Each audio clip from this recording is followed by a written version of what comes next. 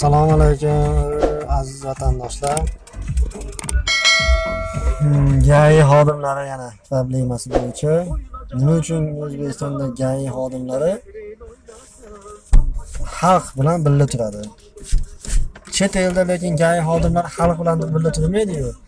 Qaysi bir GAIga qarasanglar O'zbekistonda yonida bitta xalq o'tirgan bo'ladi, oddiy fuqaro. Yo'q bo'lsam GAI xodimi grajdan formada. Nima uchun bundaqa? Shuni men nima qilmoqchidim? Keyin Rossiyalarda mana fotoradan kameralar yo'lladi bo'yiga qo'yiladi ochiqchasiga. 300 metr 400 metrdan kamerani rasmini qo'yib qo'yadi. Kamera bor deb ogohlantiradi.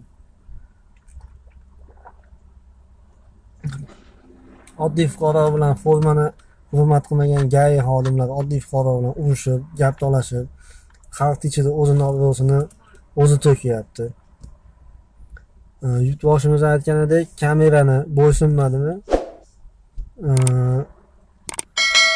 Bo'ysunmagan haydovchi kamerani shunday yaqin holatda, yo'q bo'lmasam telefonini yaqin holatida shunday rasmga olib qo'yib, uyiga ashuni jo'natib yuborsa, pochta qilib, ashu mashina kimning nomida bo'lsa, xuddi ashundaqa ishtirab boradi, bo'ysunmadi deb, yo'q bo'lsam sudga oshadi.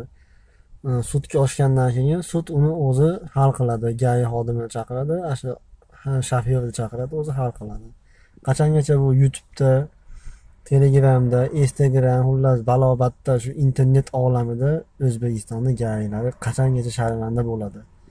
Formani sadosi ham hurmat qilinglar, GAI xodimlar.